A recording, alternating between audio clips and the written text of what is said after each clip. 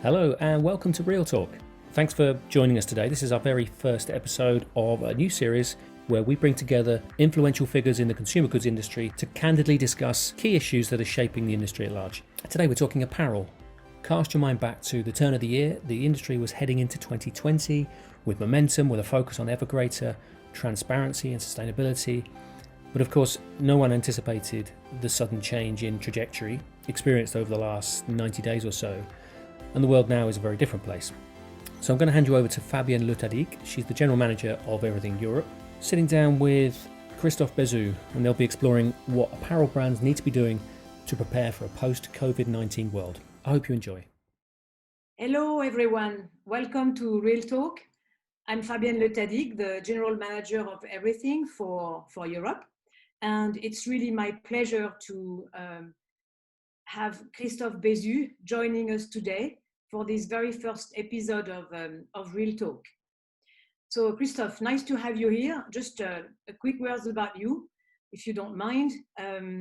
You are basically a seasoned leader in the apparel industry. You've had the chance to, be at the forefront of the e-com, I would say, adventure for Adidas in Asia. You've led Esprit in Asia, and more recently ODLO International in Switzerland, and you are now sitting at the board of many companies, which I'm sure will actually be an interesting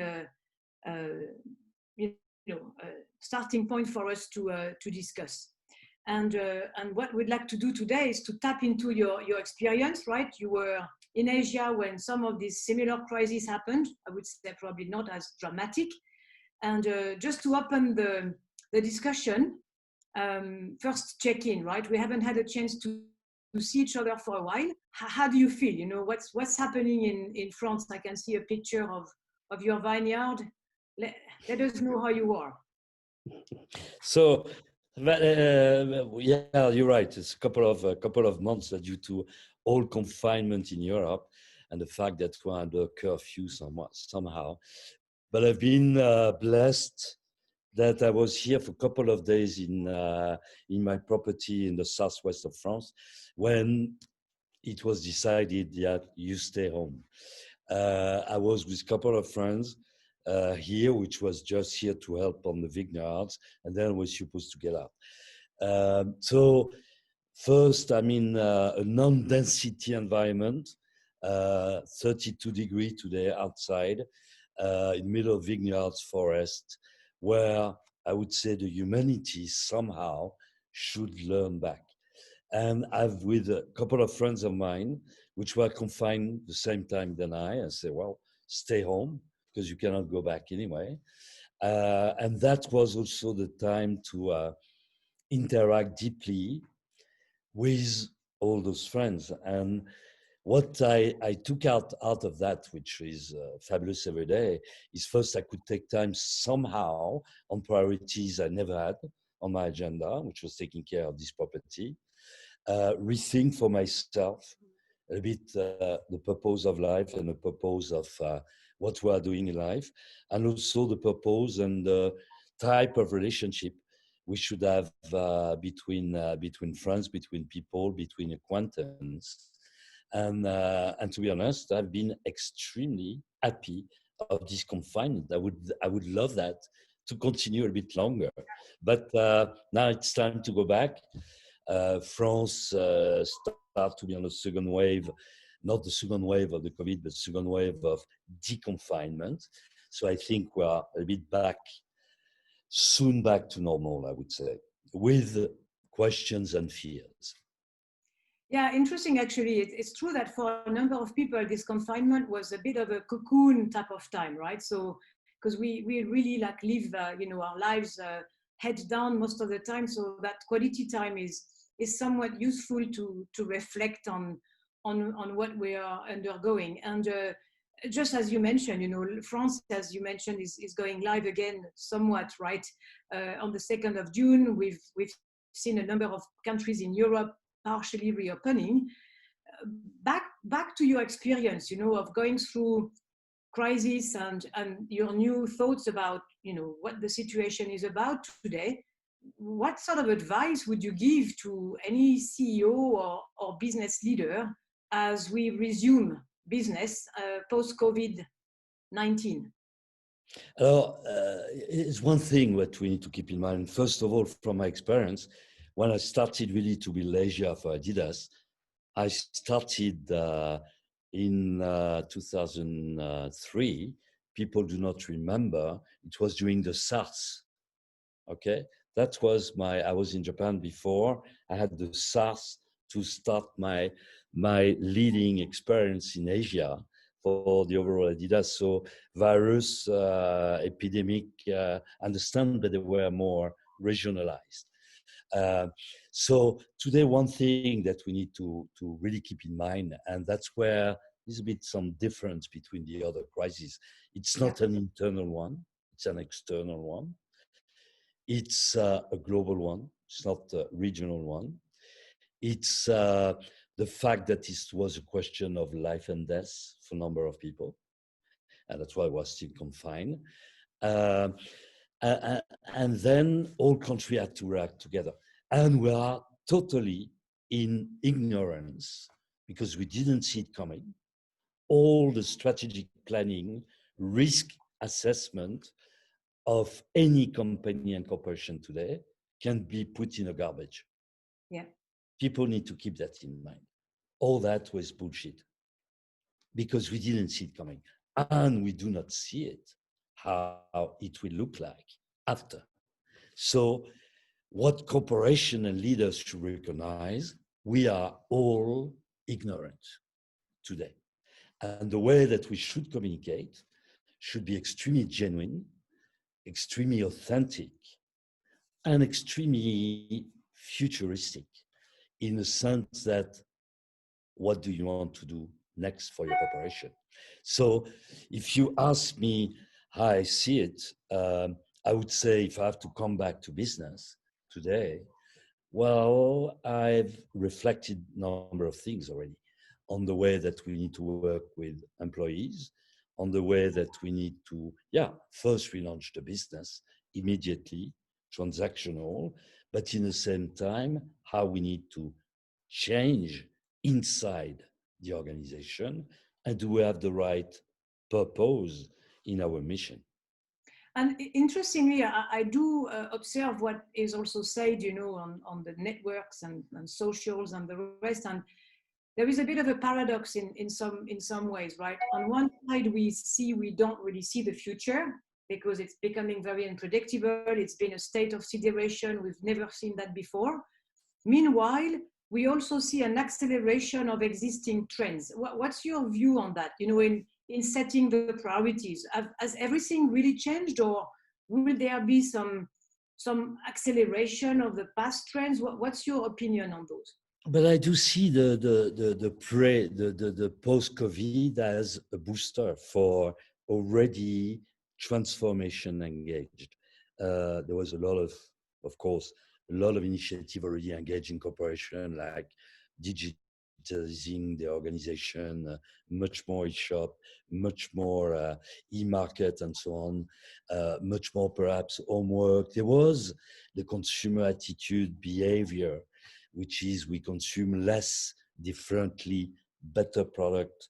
We want company to be much more committed, engaged, and have real initiative of sustainability and environmental effect. All those trends are there. I don't think there will be a radical transformation of that. There will be an acceleration of that. And starting point is I digitize my organization, my process, and along the way, I relook at how should I work. Do I need to change my value chain to be shorter, faster, closer? How do I really engage into thinking differently about how do I do my product assortment? And so all those trends are there, just need to be accelerated. But the core, in my opinion, on the transformation would be that there is people who work in those corporations which are going back to business with a lot of fears, a lot of question on the future of their company, question of is it safe, and question is does my company have the right purpose-driven mission? Are they only thinking about profit? Are they only thinking about shareholder? Or are they able to think differently? And I would say the real core will be to re-engage people, re-engage employees, re-engage even executive into that thinking that they all need to play a role collectively to change something in their overall organization. Interestingly, when you're mentioning some core values there that I would assume are also shared, with the consumer sort of world. The apparel industry has been severely hit. As we know, it's more of a discretionary category, right? I mean, we need all of us to be, wearing dresses and suits and things, but we can also acknowledge that a lot of that is more impulse purchase, right? So what do you think of the consumer in that transformation? What will be the pressure point or the new demand, if anything? But there will be much more. Alors, first of all, number of those corporations, well, let's say there will be overall after the post-COVID, a lot of trade-off in the industry. When you look at travel, tourism, they are severely impacted today. So, and I have a lot of empathy for all those companies who will have to see or will engage into a large restructuring. And in the fashion and sports industry, which I know for long, they were already under challenged and a challenge of all those change. Number of companies were financially not completely stable. So of course there will be another level of complexity coming up. So the risk is to see a wave of insolvency coming up, but also a wave of acquisition. I would say inside the industry, and there will be a trade-off. Sport fashion will have some time to recover, but I do feel it will be still back in organic growth because people want to go back in sports, want to be even more healthy. There will be the consumer attitude towards that. Fashion, there was this problem before. Fashion, 2 months and a half, you cannot go shopping and you live with t-shirts with holes and so on. I'm not saying that people will keep the holes in their t-shirt. They just are thinking even more today. Well, that's cosmetics. So what do I want next? Much more natural products, much more knowing where they're coming from, much more about traceability, about sustainability, about can I be in trust with this company to buy their product? Mm-hmm. And could I know where they come from? And can I buy, because there will be a lot of wave of discounted products to release all the inventories in the market. So there will be an additional number of months of people who will be able to trade off product at relatively discounted price.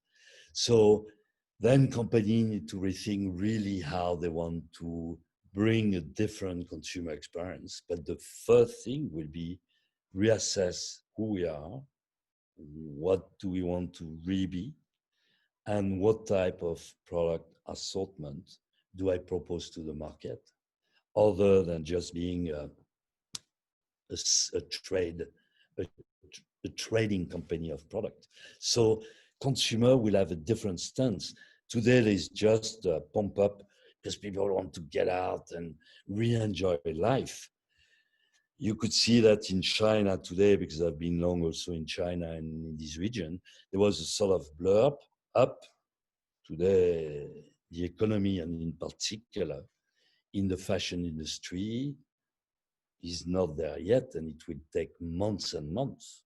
A number of companies today are re-questioning themselves. I mean, we are almost at the end of this first real talk. Any provocative thought, right? You said you've been reflecting for the last 2 months, right during confinement. Anything that you'd like to communicate to the apparel industry, as you've been an insider for such a long time? No, hello, you know, in those situations, and again, through my experience, I've been through the SARS, through the 2008 financial crisis, when I had to restructure inside my organization and say to people who are doing an incredible job that we had to restructure, and even the region were really in top shape, but it was a global restructuring. So you have to face reality and you have to face crisis. But where often the mistake is, because number of people will just, the big to the small one, first have to restart their business. They have to see immediately what can we do to secure liquidities, secure an operational efficiency and sustainable business in the future. How can I release my inventories? That will be the first action of everyone, even not taken already by a number of companies. The second thing, however, will be still about human being, people thinking about consumer and employees. So, of course, the first reaction of any leader to secure liquidities or shareholder will be to say, we reduce cost, we restructure, then we feel better and we go for acquisition eventually. Now we say, well, the one will have the guts, will be the one who will be able to have this hybrid model. Yes, you need to reduce cost. Yes, you need to find better operational efficiency, but you need to reinvest in your people. Different way of working, because they learn that we can work differently. Different social relationship. You need to rethink the social contract with your employees. You need to help your clients, which will be in difficulties.